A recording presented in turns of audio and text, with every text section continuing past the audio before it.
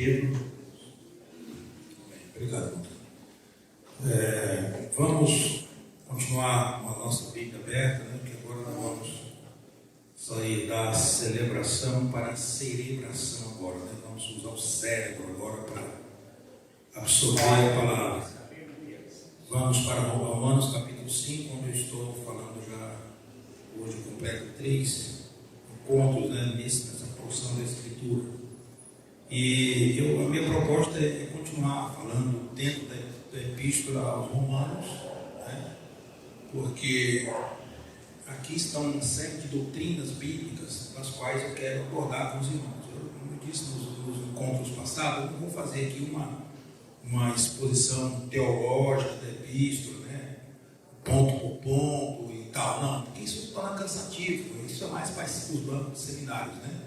Eu quero fazer aqui, estudar as doutrinas bíblicas que estão aqui, que tem a ver com a nossa necessidade, com o nosso dia a dia.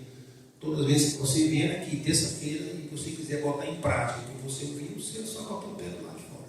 Está lá, palavra para você botar em prática, né? E nesses encontros, eu falei em Romanos 5, né? Letícia vai botar na versão corrigida, viu? Eu peguei na versão corrigida. Eu vou ler os versículos 1 a 4, apenas, Romanos 5, 1 a 4, a leitura do texto, e vamos trabalhar aí o assunto do versículo 1. Nós vamos ler até o 4.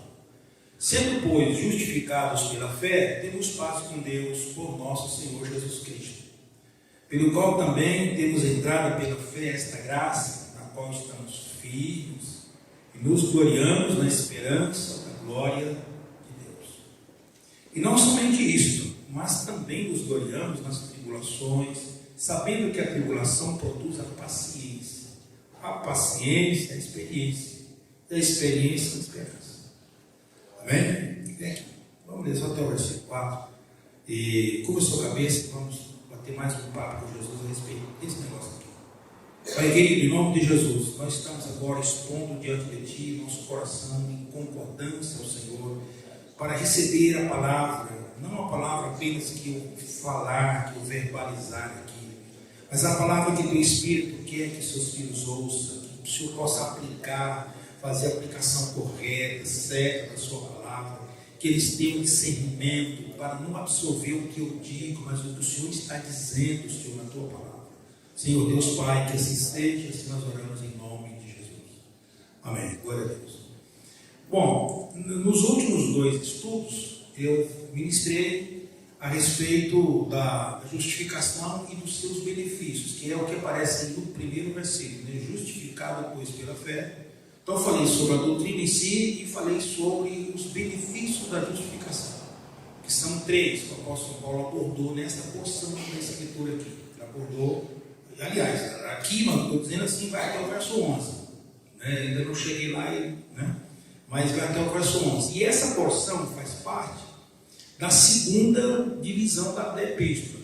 A primeira, onde Paulo aborda a degeneração, a perversão do ser humano, né? Que vai do capítulo 1 à metade do capítulo 3.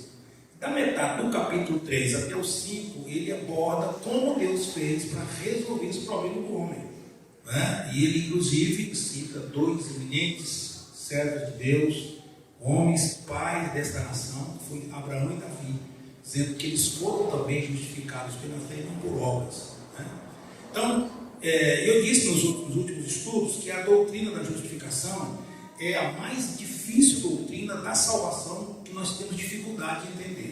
Apesar das doutrinas da salvação serem as mais simples e mais fáceis de compreender e de entender, dentre elas a justificação é a mais complexa, a mais difícil, porque as demais você assimila o efeito delas. A justificação você não assimila. Ela não tem nada a ver com você. Você não sente e nunca sentirá que é justificado. Nunca. Por isso Paulo diz: justificado, pois, pela fé. Você acredita ou não? Você não sente. Porque Deus não vinculou nada a nós. Justificação é um ato jurídico que Deus realizou atrás do véu, lá no seu tribunal. Ele pegou a justiça de Cristo, botou na nossa justiça e nos declarou perdoados. Bateu o martelo. Então, ao fazer isso, ele resolveu o nosso problema. Agora, ele aborda aqui os efeitos dela. Aí a gente pode sentir, e a gente pode perceber. Eu acredito que por isso é que ele colocou aqui os 3 principais efeitos da justificação. No estudo passado, eu ministrei 2, quero ver se eu consigo terminar o terceiro hoje. Que ele é um pouco mais complexo, né? Que foi o primeiro, lembra? Justificado, pois, pela fé, temos paz com Deus. Né? A paz foi o primeiro benefício da justificação. Você agora não é mais inimigo de Deus. Agora o pecado não te separa mais de Deus. Por quê? Porque a barreira que separava foi rompida. Então nós temos paz. Esse assunto foi da semana passada. É interessante a gente observar que o texto diz: justificado pela fé, temos paz com. Sobre isso, com ele. Porque temos paz com Deus é uma coisa, e ter a paz de Deus é outra. A paz de Deus é o que ele faz com todos. Agora, com ele, tem que passar pelo processo da justificação. Não, você não tem. O segundo efeito pelo qual nós estudamos é que está no versículo 2. Lembra? Bota o 2 aí, só para os irmãos acompanhar. Né? Pelo qual, falando de Cristo, temos entrada, né? Ou temos acesso. Pelo qual temos entrada. A palavra melhor ali é acesso.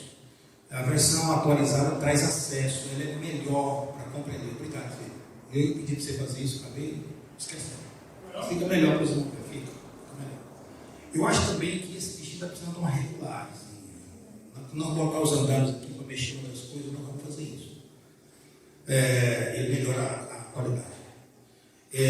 Pelo qual temos acesso. Acesso. Está vendo? Ou entrada pela fé. Continua pela fé a esta graça. Ou seja, um dos benefícios da salvação é não somente ter paz com Deus, mas você agora ter acesso à presença de Deus, acesso a Deus. Você não precisa mais de mediadores para te conduzir, para te interceder, você não precisa mais oferecer nenhum sacrifício. E onde você estiver na estrada, viajando, no seu carro, dormindo, onde você estiver no trânsito, irritado, com congestionamento, você pode ter acesso a Deus, a entrada a Deus, basta você querer e ter conhecimento dessas coisas. Né? Então esse foi um Deus. E a Bíblia diz que isso foi feito pela fé também. Tudo ali funciona pela fé. Esse é um detalhe, irmãos, que o crente, o cristão, tem que prestar atenção.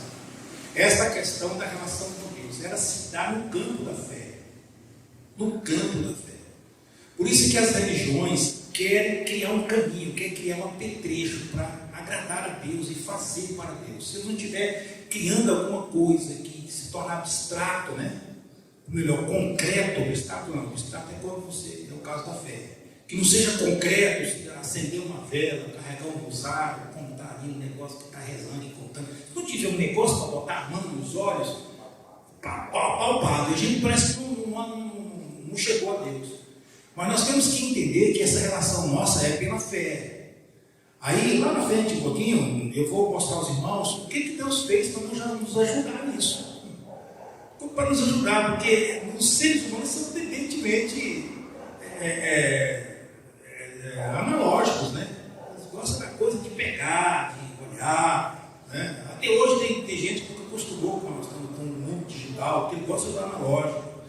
Um dia desse mesmo, um pastor perguntou se eu tinha uma Bíblia e tal. Eu falei, não, eu tenho ela aqui em PDF, eu posso enviar. Ele falou, me manda. E eu mandei a Bíblia para ele em PDF. Eu sempre ia botar no computador e estudar. Aí ele mandou as cópias, foi lá na gráfica e fez 3 enormes volumes dessa altura assim. Fez 3 enormes volumes, irmão. Eu tenho que depois eu mostro para vocês. Olha aqui, ó, o que eu fiz. Eu gosto de pegar a folha, eu gosto de rabiscar. Eu abro a Bíblia assim no digital, eu pego tudo que eu quero, vejo tudo que me interessa. Ele não quer, o negócio dele é pelo digital, né? E aí essa entrada toda ela é pela fé, né? Agora, o problema nosso é a gente lidar com isso. E como é que você toma posse disso pela fé? A sua fé, ela precisa de fundamento. Até porque o escritor aos Hebreus, quando escreveu, ele diz que a fé é o firme fundamento das coisas que se espera e a prova das que não vê. Qual é o fundamento da fé? A palavra. A palavra é o fundamento da fé. Por quê? Quando ele faz aquela lista ali, daqueles heróis da fé no capítulo 11, todos eles produziram através da fé em quê? Numa palavra que Deus disse. Pela fé, Noé, divinamente avisado das coisas que se não via, temeu para a salvação da sua família, preparou uma arca, pela qual condenou o mundo e foi feito herdeiro da justiça, que é a segunda fé. Pela fé, Noé, divinamente avisado a palavra. Deus disse: Noé, eu vou destruir todo mundo, essa raça que não quer arrepender, eu vou destruir tudo, faço uma arca para você. Ele não ficou: Deus, como é que funciona isso? O que é dilúvio? Ele não ficou questionando, ele simplesmente foi lá e fez. A Bíblia diz: pela fé, Abraão, sendo chamado, obedeceu, indo para o lugar que havia de receber por herança, e partiu sem saber para onde ia. Pela fé. Por que Abraão nasceu pela fé? Porque Deus disse: olha, vai para uma terra que eu te mostrarei. Pronto. Palavra. Você pode olhar, todos eles se fundamentaram a sua ação em relação a Deus baseado na palavra que Deus disse. E nós hoje, onde nós baseamos? Também na palavra. Se Deus diz que nós somos justificados pela fé e temos paz com Ele por nosso Senhor Jesus Cristo, pronto, é o suficiente, acabou, está dito. Deus é fiel, nós temos que acreditar no caráter de Deus, né? Agora, o apóstolo Paulo diz aqui no versículo 2, a parte B, ele diz assim, pare lá, e nos gloriamos na esperança da glória de Deus. E nos gloriamos na esperança da glória de Deus.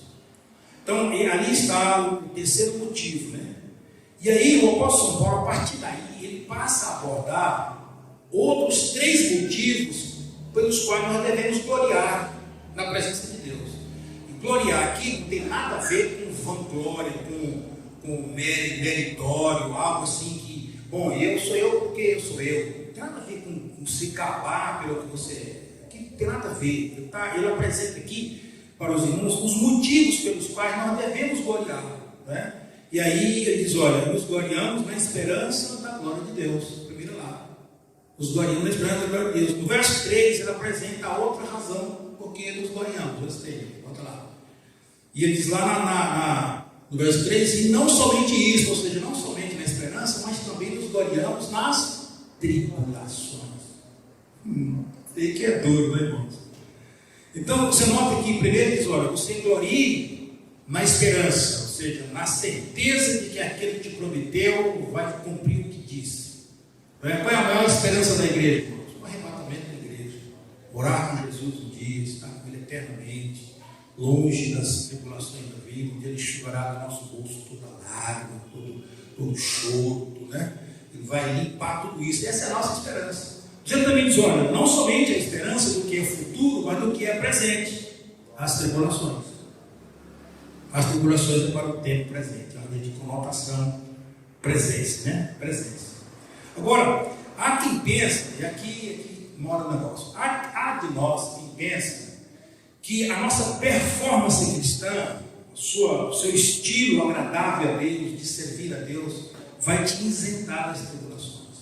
E não vai. Possivelmente, em muitas situações, não são poucas, elas atraem. É como um imã que vai te atrair as tribulações.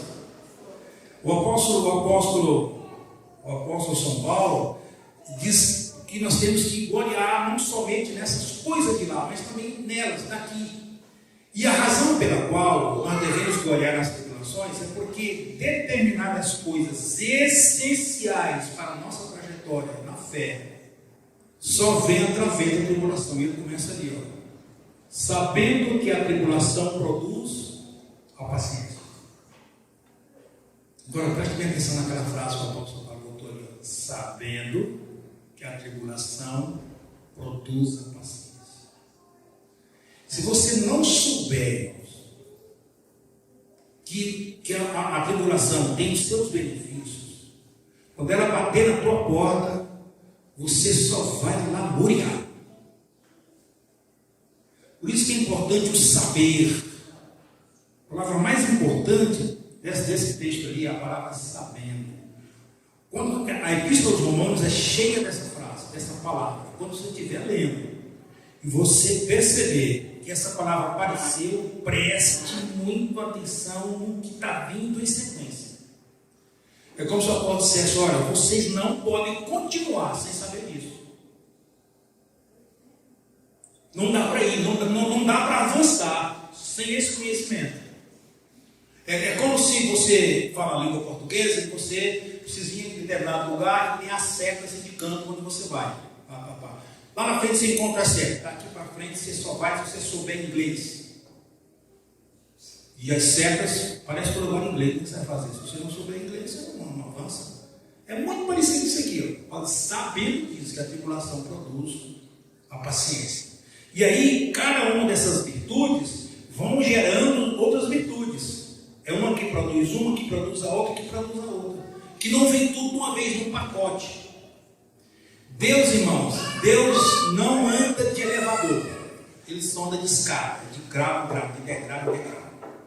Ele não tem elevador que aperta aqui, talvez você está lá no 18º andar, andando para baixo. Não. Com Deus é ó, na escada. Chega um momento que você não sabe se está no primeiro andar, se está no segundo. Não sabe. Deus é na escada, porque com Ele é assim. Deus não queima etapas. Deus não queima etapas. Tiago, Eclesiastes capítulo 9, versículo 2, ele diz uma coisa que nós temos que pegar aqui para a gente avançar. Eclesiastes 9, 2. Ele diz assim: ó, tudo sucede igualmente a todos. Tudo sucede igualmente a todos. O mesmo sucede ao justo, ao ímpio, ao bom, ao puro, como ao impuro. Assim, o que sacrifica, ou seja, o religioso, como o que não sacrifica, o ateu. Assim, o bom, aquela pessoa que é santificada, abençoada, como o pecador, que jura como ao que não jura, faz juramento. Tudo acontece igualmente a todos. Ou seja, as tribulações acontecem a eles e acontecem a nós também.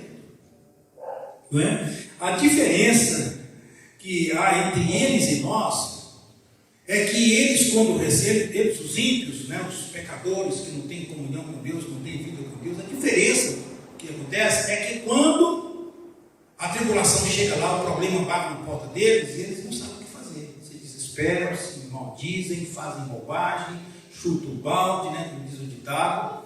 E o cristão não. O cristão que sabe essas coisas, sabendo que a tribulação produz, o cristão não, ele age diferente. Então o que a gente entende aqui é o seguinte: o importante nesse negócio aqui, nessa relação, tribulação e cristão, o importante não é o que acontece com você que produz uma tribulação. A questão é o que você vai fazer com isso que aconteceu com você. Você vai fazer o quê? Vai murmurar, vai blasfemar, vai maldizer? Aí é que está a diferença. Tem um certo pensador, ele é francês, o nome dele é Jean-Paul Sartre. Os nomes complicados. Jean-Paul Sartre, sei lá. Não interessa a pronúncia do nome dele, não, só para dar o crédito para ele. Ele disse assim: olha, não importa o que fizeram com você, o que importa é o que você faz com aquilo que fizeram com você. Entendeu? Alguém vem te xinga, maldiz, blasfema, fala tudo de você, o que você não é. Portanto, não é isso. Portanto, o que você vai fazer com isso? Você vai virar para o chicote do outro lado, o cabo e virar de volta? Ou você vai dizer: Deus te abençoe? Isso que faz diferença, não é? Então, o justo sabe lidar com isso, não é? O que o justo faz? Ele sabe, a Bíblia diz, sabendo que a tribulação produz. Sabendo, se você sabe disso, você sabe que essa tribulação vai vir na medida certa para produzir o resultado certo. Pronto. É o que 1 Coríntios 10, 13 diz. O que está escrito lá? 1 Coríntios 10, 13. Não vem sobre vós tentação. Aqui é a mesma palavra para tribulação, o significado dela. na língua original.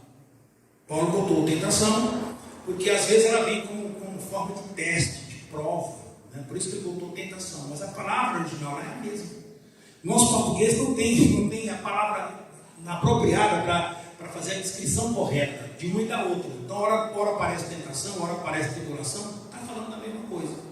Diz: não vem sobre vós tentação senão humana, mas fiel é Deus que vos não deixará tentar acima do que podeis. Quando a luta chegar, quando a tribulação chegar, que parece que está insuportável, você sabe o quê? Que ela vai vir na medida certa. O que Deus está mandando, eu tenho condições de aguentar e vou superar e vou vencer. E Deus vai produzir o resultado que Ele quer. Glória a Deus por isso. Mas é Maria. Agora, isso só vale, presta atenção agora, aumenta a sua atenção para ver o que eu vou dizer. Isso só vale para quem sabe disso. Quer mais? Posso vangloriar?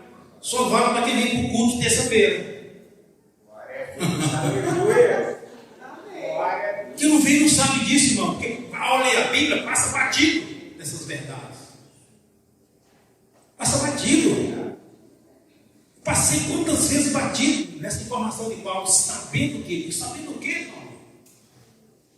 Você só pega isso estudando a palavra, interpretando, buscando a exegese do texto, o que o texto está dizendo para quem, tem validade para quem. Então, sabendo dessas coisas, eu sei que a tribulação, por maior que ela seja, eu sei que está tudo sob controle. Glória a Deus por isso. Por isso que a gente gloria, né, irmão? Sabendo da vitória, sabendo que a gente não vai chutar o balde, não há necessidade, você não vai perder a estribeira, na expressão popular da palavra, não vai perder, porque Deus não permitirá tentar. Pelo contrário, diz que antes, com a mesma tentação, dentro da tribulação, dará também um escape, para que possais suportar. Glória a Deus, possais suportar. Entendeu?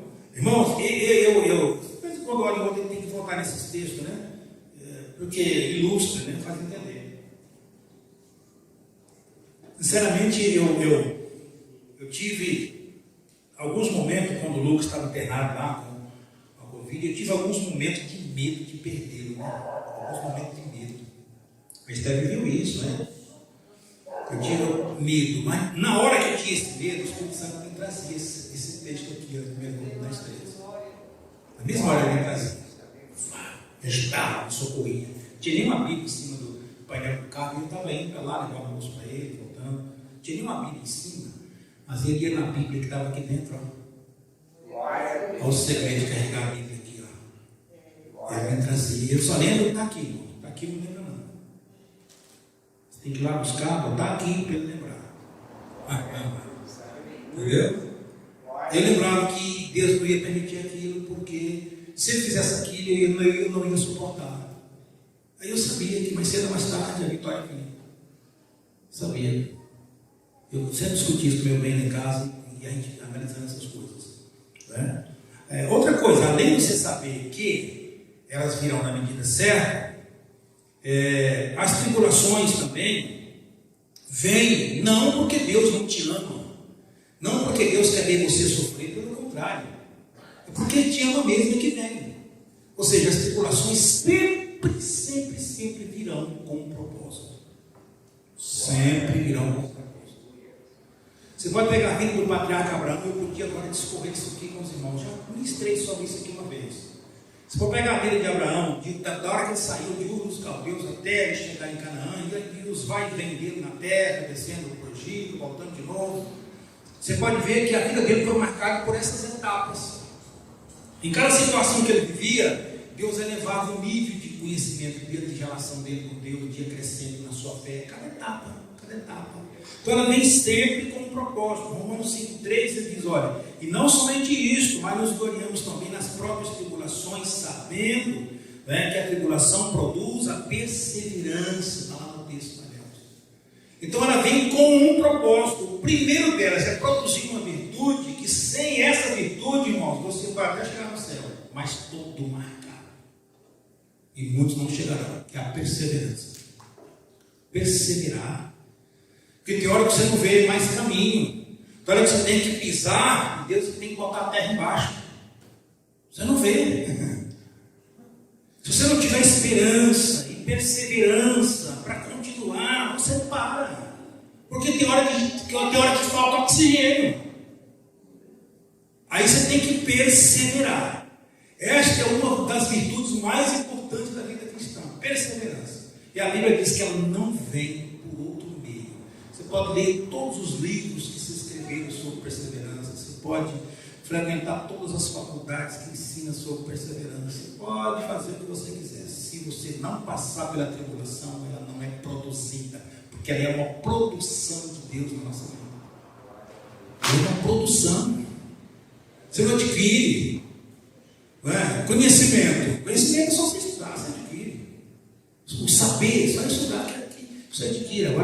Agora, perseverança, que é uma necessidade grande, aqui quando fala perseverança, é aquela palavra de paciência lá. Essa versão, ela foi infeliz nessa tradução. Entendeu? Bota lá na autorizada para vocês verem lá. Uma palavra lá é perseverança. Vem lá, ó, e produz perseverança. Porque a paciência, ela é uma linguagem mais clássica. Que de fato, e sem dúvida alguma, você não persevera sem paciência. Não tem jeito. Então, por isso que o escritor deixou aqui, né, como paciência. E a versão mais comum, né, traz perseverança. Nesse texto aqui ela foi mais feliz, né? Que é a capacidade de a gente suportar as perdas da vida, suportar os sofrimentos da vida, mas confiando em Deus. Crendo em Deus, Deus está ali. Essa palavra hoje, se ela fosse escrita hoje, né, na linguagem de hoje, na realidade de hoje, essa palavra tem colocado resiliência. Resiliente é uma pessoa que cai, levanta, e não fica deitadinho. Pensa que ele está em pé, caindo, não é nada, ele está levantando de novo. Esse é o resiliente, ele não desiste. Essa é a virtude que nós precisamos, irmãos, para continuar. Não é nada. E que tem hora que a gente dá vontade mesmo de dizer, rapaz, eu vou jogar tudo para cima, esse negócio aqui, o que eu estou fazendo aqui? Mas ela não deixa a gente cair nessa situação, né? Outra coisa, uma coisa que é interessante aqui nesse quesito de tribulação, é que a gente precisa ter cuidado para lidar com 3 situações que nós lidamos nesse contexto. Primeiro é que quando você recebe uma tribulação, a tendência é você pensar e assim olhar, dar uma viajada aqui e falar, rapaz, eu nunca plantei isso para colher. É uma coisa errada. Que a gente, quando recebe uma tribulação, a gente pensa, não, eu plantei, eu estou colhendo, bem feito. Mas tinha hora assim, poxa, eu não plantei. Porque há uma lei irrevogável na lei de Deus, que é a lei da semeadura. Você planta, você colhe. Mas tribulação aqui, nesse sentido, não tem nada a ver com isso. As dificuldades que você enfrenta na vida, muitas delas, Paulo diz que é humana até. Você contrai com suas próprias mãos. Não tem nada a ver com semeadura, você não fez aquele mal que você está recebendo. Deus às vezes está pegando isso para te dar um treinamento, para elevar o seu nível, o seu quilate espiritual. Então você tem que ter muito cuidado para lidar com isso. Né? Então, dividir a semeadura de colheita e entender que a tribulação pode ser também um propósito. Então, pode ser colheita? Pode ser também a semeadura? Pode. Porque você está sonhando para alguém colher. Mas pode ser um propósito de Deus também na sua vida. Então, cuidado ao lidar com essas questões. Né? Então, veja bem, o versículo 4 de Romanos 5:1, né? Nós estamos analisando aqui, Romanos 5, verso 4. Diz, e a perseverança, pode colocar lá a palavra produz aí, tá? Ela está lá embutida. Não precisava de Paulo fazer uma redundância. Paciência produz experiência, aqui produz esperança, aqui produz. Não precisa nada disso. Ele botou um só e vai para tudo. Então a paciência, que é a esperança, né, que você adquiriu, ela produz a experiência. Outra virtude que todos nós precisamos. Para quê? Para botar combustível no nosso caminhãozinho velho que está aí na caminhada. É a experiência que bota combustível. Sabe por quê?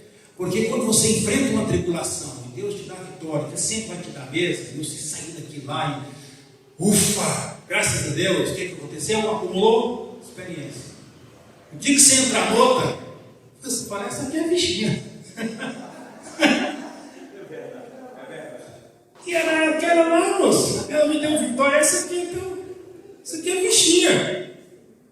Isso aqui é fichinha. Então, não somente a esperança que você precisa para crer no que é de lá, você precisa também de ter aí essa experiência, não é? A experiência, porque é ela que vai fazer você avançar, crendo que você já venceu uma outra aqui, onde você perseverou. Você perseverou e venceu. Então agora você está apto a ir para o segundo degrau. Olha o degrauzinho de Deus aí. Não tem nada de bater lá e pular lá em cima. É na escadinha, não tem conversa, meu amigo. Então a experiência que vai fazer você vencer as demais tribulações com mais resistência, com mais musculatura espiritual. É a experiência. Qual é o exemplo que você tem, pastor, na Bíblia? Davi. Lembra de Davi? Davi é um exemplo. Os filisteus estavam lá botando bando com Israel e tal, 40 dias afrontando o exército de Deus vivo. Saúl batendo palma com o joelho todo dia, o gigantão apontava lá, dizendo, meu Deus, é aquilo lá que eu vou ter que enfrentar. E ele está lá. Aí o soldado dele, todo mundo tremendo, dando desemperia, o gigantão vai tremendo que aparecia lá. De repente chega lá um baixinho. Ele levar um pão que seu pai mandou para os seus irmãos. Acho que ele falou, que conversa é aquela daquele negão lá? Todo dia aqui afrontando o exército de Deus vivo. Conversa é essa? O que? Ele é Golias. Vamos com a história toda. Eu vou lutar com ele. Que? Você vai vender ele? Vou. Ele disse, bom, deixa ele lá primeiro, para ver como é que é o negão luta. Ele já puxou o menino aqui, ela levou lá para o carro de Saúl.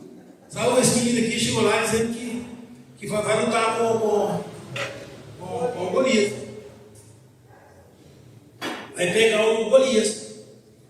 Diz o quê? Olha o que Davi diz para ele, 17:32, primeira semana. Vamos ver essa história, detalhada, você vê. Capítulo 17, verso 32, diz assim, olha. E Davi disse a Saúl, não desfaleça o coração de ninguém por causa dele, desse filisteuzão que você está vendo aí, ó. Teu servo irá pelejar contra ele. Fala para o povo ficar tranquilo, acalmar todo mundo. Eu imagino, irmão, Saúl olhando para ele assim, ao 33.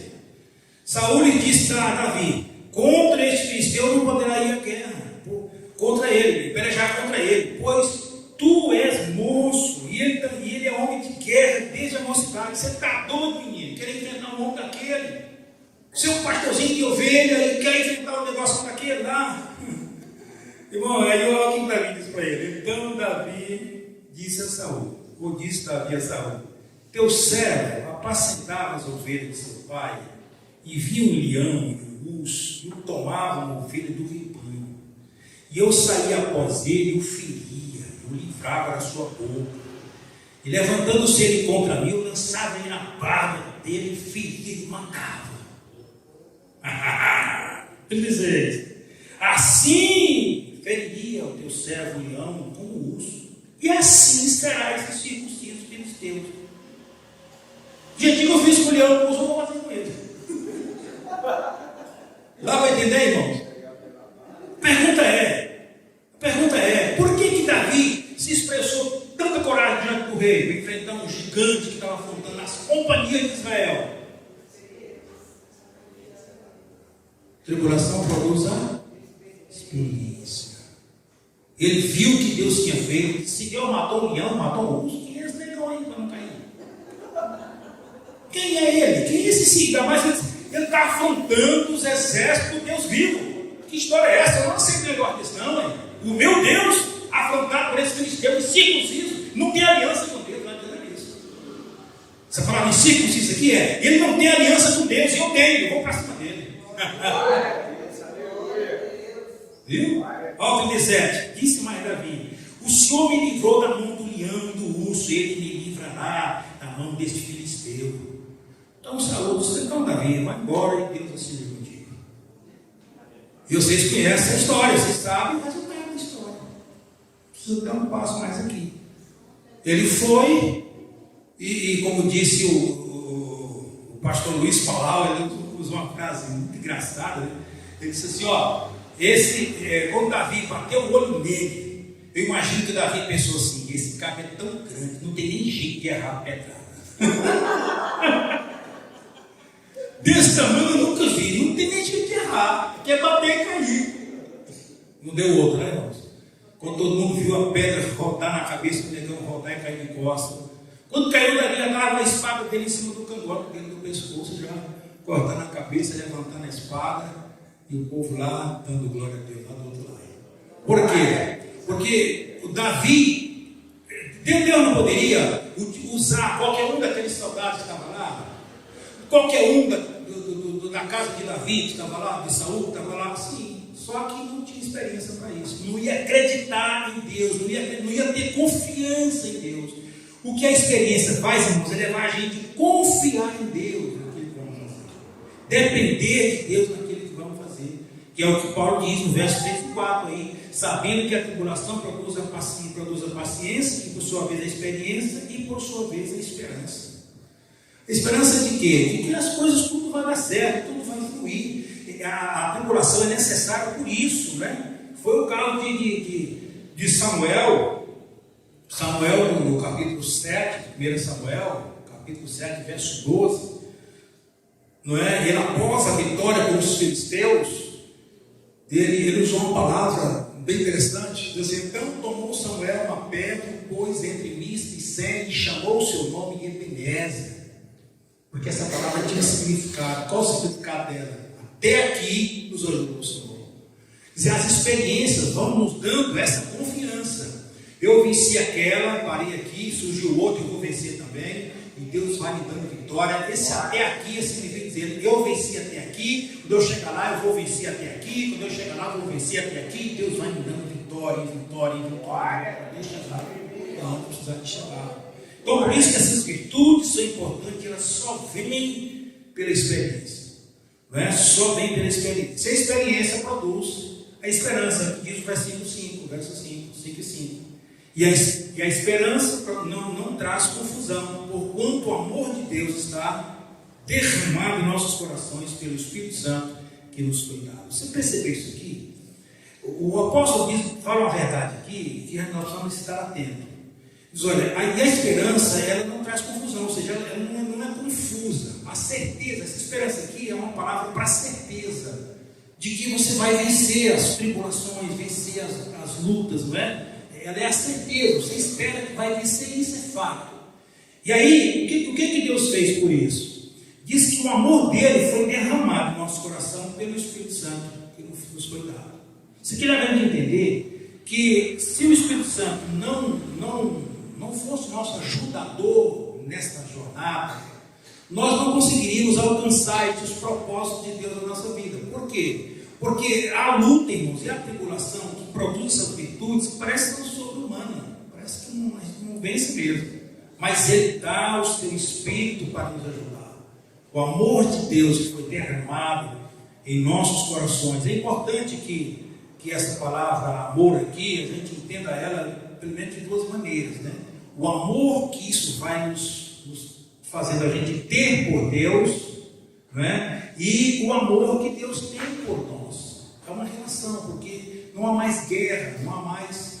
Nós agora temos acesso à presença dele, nós estamos em paz com ele. Isso gerou uma amizade que transbordou num amor do qual João disse de tal maneira, né?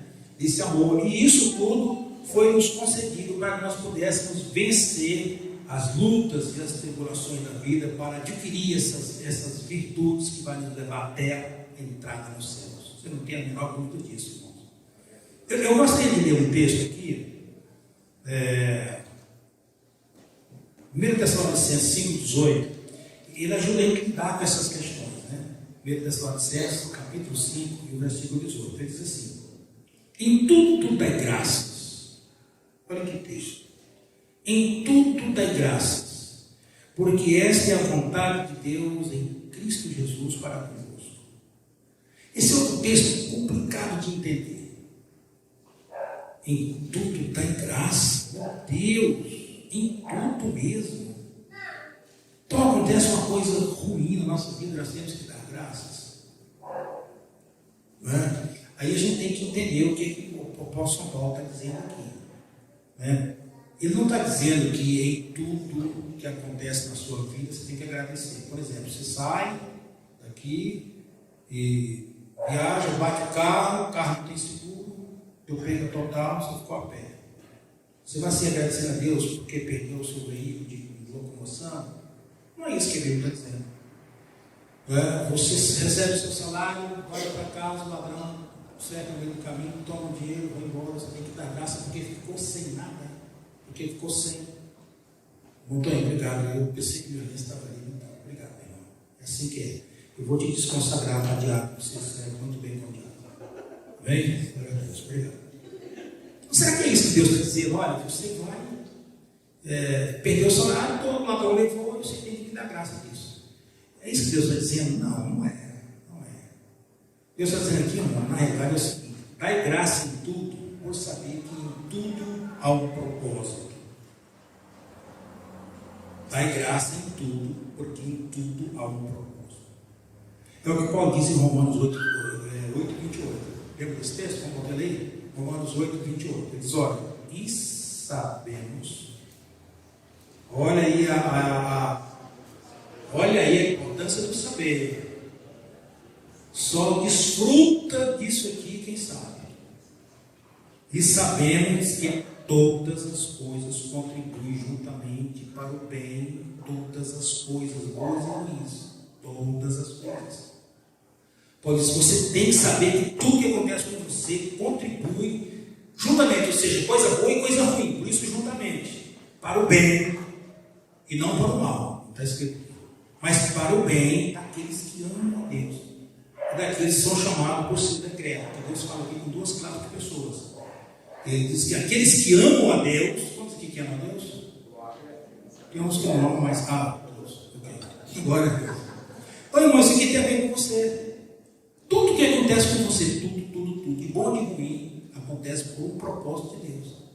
E ele fala com a segunda classe, que eles são chamados para funções diferentes dentro desse reino, dentro dos que amam a Deus. Deus chama uns para isso, outros para aquilo, outros para aquilo. Todos eles estão nesse pacote aqui. Para não fica ninguém de fora. Tá? Todas as coisas, eles sabemos.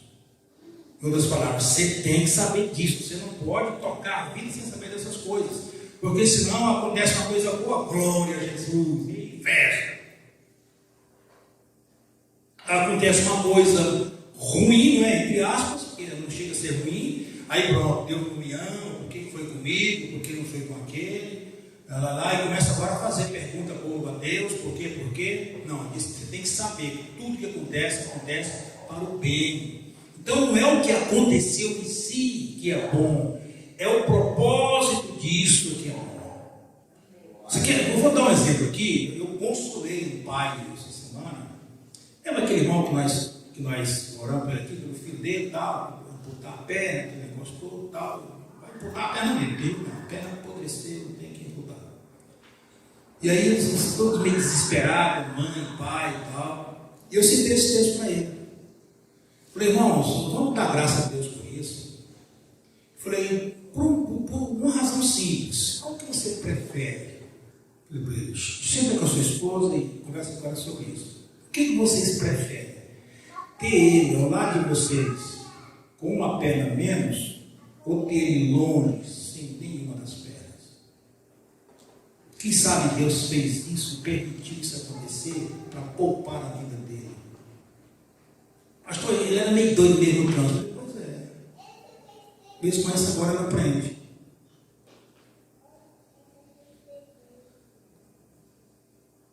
Meio doido no trânsito. Então com essa agora, quem sabe ele aprende. Então é nisso que nós temos que dar graças. Graças a Deus, porque ele vai perder a perna para não perder a vida. Então a gente precisa saber disso para poder tirar lições e fazer as perguntas para nós mesmos e não para Deus. Por que isso, Senhor? Por que isso? Deus vai te responder.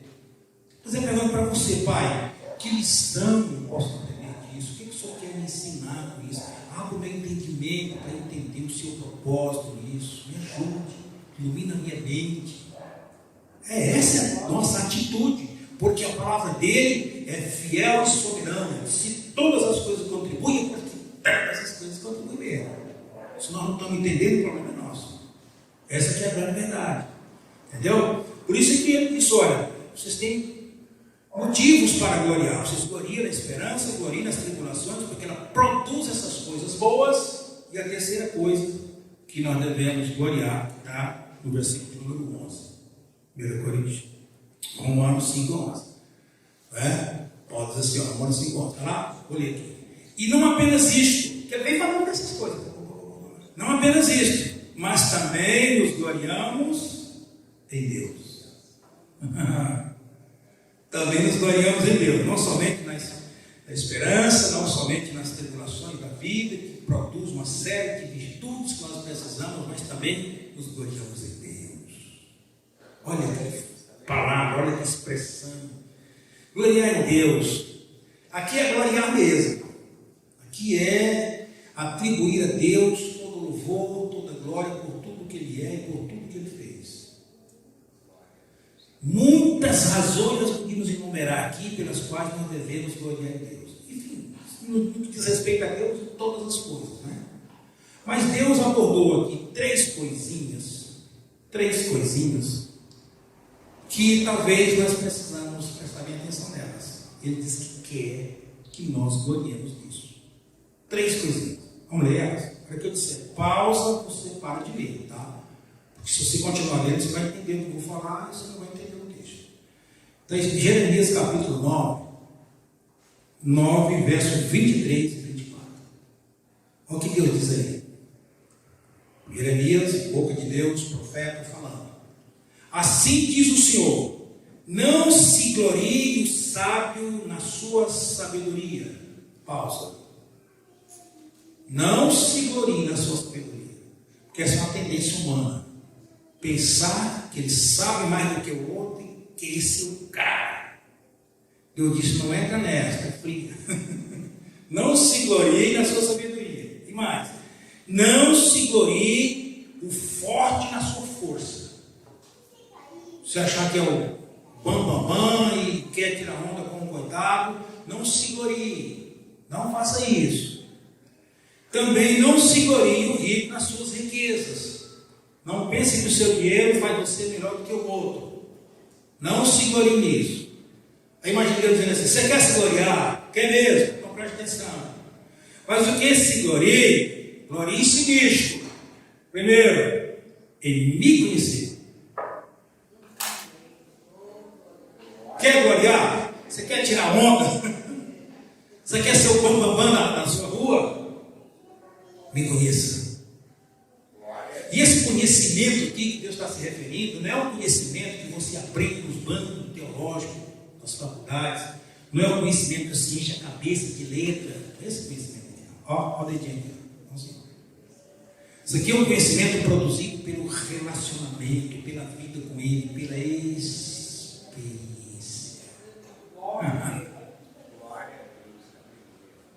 Qual foi o conhecimento que Davi teve de Deus?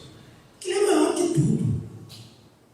O fato de conhecer a Deus, ele foi para a segunda idade.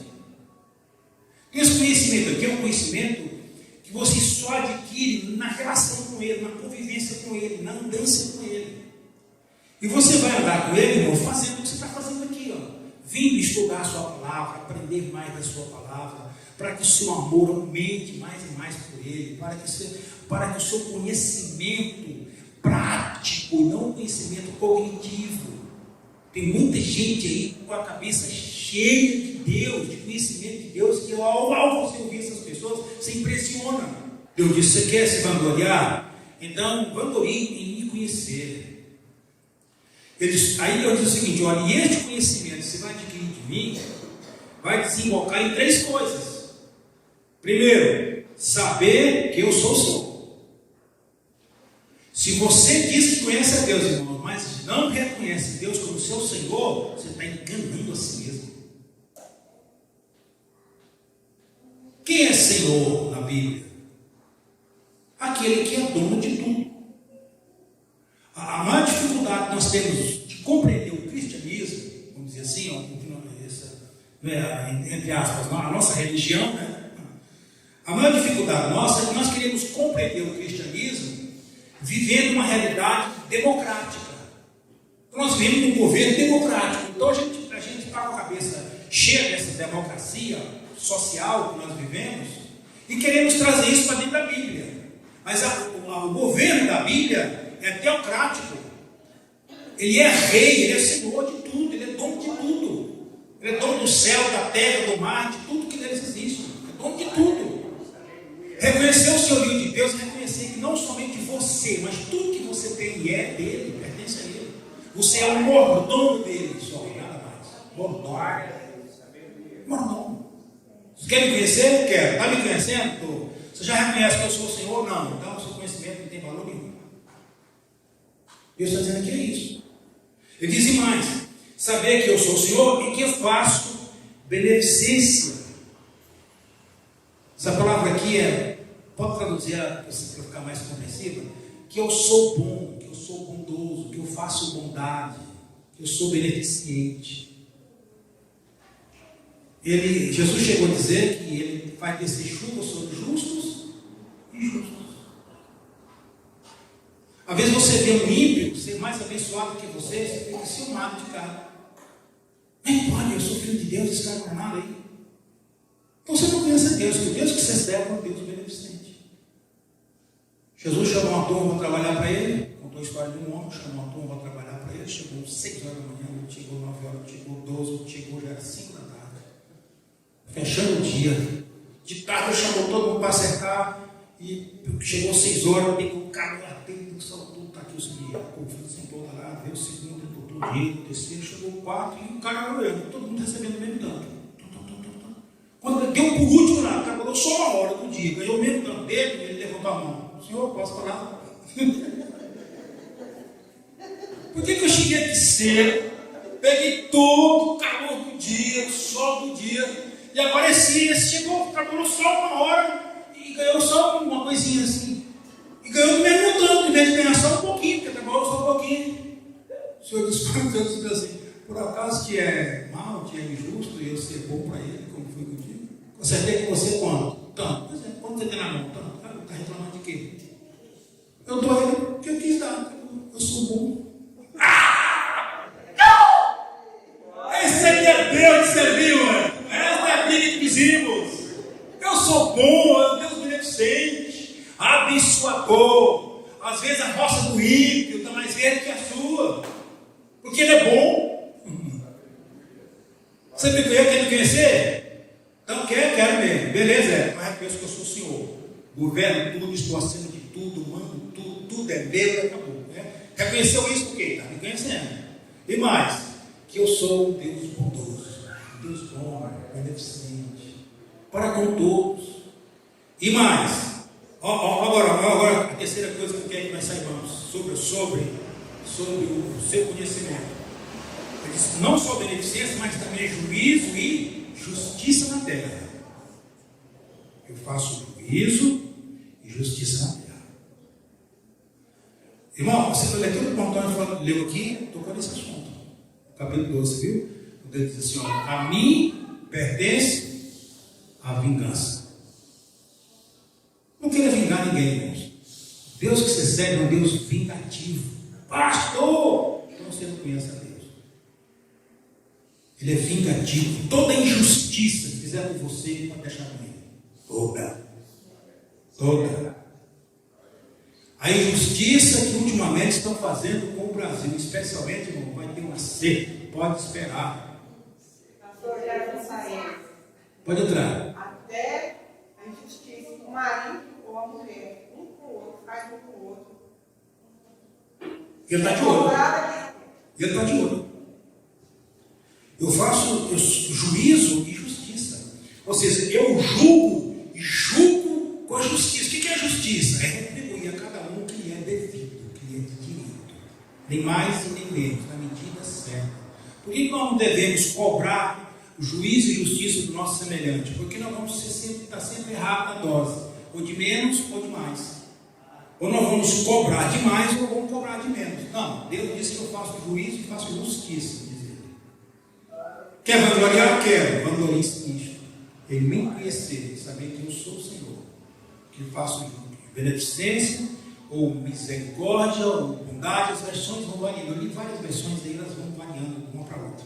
Né? Mas eu estava nessa mesma, falei, o texto é fácil de compreender. Faço beneficência, juízo e justiça toda a terra, porque dessas coisas me agrado, diz o Senhor. Dessas coisas eu tenho prazer. Essas coisas me dão prazer. Então glorie-se nisso, não glorie-se nisso. Não na sua força, não na sua sabedoria e não nas suas riquezas, diz o Senhor dos Exércitos. Então, irmãos, os efeitos de justificação. Primeiro, paz, Deus conosco. Temos acesso a Ele. Segundo, temos entrada ou acesso a Ele. Somos amigos dEle. Terceiro, nós gloriamos nas tribulações porque ela produz três coisas para nós. Primeiro, ela produz a esperança, entendeu? E ela produz a experiência que, por sua vez, nos leva a glorificar e exaltar a Deus por tudo que Ele faz. E tudo que Ele faz é muito bom. E isso faz certo, ainda que nós não entendemos, mas descanse nele, que está tudo sob controle. Deus não erra, para a glória do seu nome. Amém, queridos? Glória a Deus. Vamos parar por aqui e vamos colocar em pé para a gente orar, agradecer a Deus. Se você está devendo alguma contribuição, irmãos, quando eu digo assim, é a papeletinha. Se você contribuiu o dízimo na semana, na conta da igreja, você está te alertando aqui para você não esquecer, porque eu não vou fazer mais papeleta para os irmãos. Eu estava fazendo, eu estava também, acabei tendo que pegar cada um assim, olhar quem contribuiu, não lembrar mais. Às vezes eu estou longe daqui, às vezes eu estou no centro, e vai chegando outras coisas. Então é bom eu vou seguir. Você contribuiu, você mesmo faz seu papeletinho. Não tem problema. Na hora que eu for ofertar, você levanta ela para o céu, agradeça a Deus, abençoa a sua empresa que está te abençoando, abençoa os seus negócios que estão te abençoando, para você ser um contribuinte da obra de Deus, promotor do reino de Deus. Não é? É assim que a gente faz. E você, ao final do culto, vem e faz a sua oferta ou deixa a sua papeleta. Faz isso. Eu vou lembrando você de ver até cair no hábito, né? Quando cair no hábito, aí não precisa mais da gente estar preocupado com a vida. Diga, meu bem. O meu irmão operou, foi tudo bem na cirurgia, aí está no quarto, aí eu não sei como é que ele reage.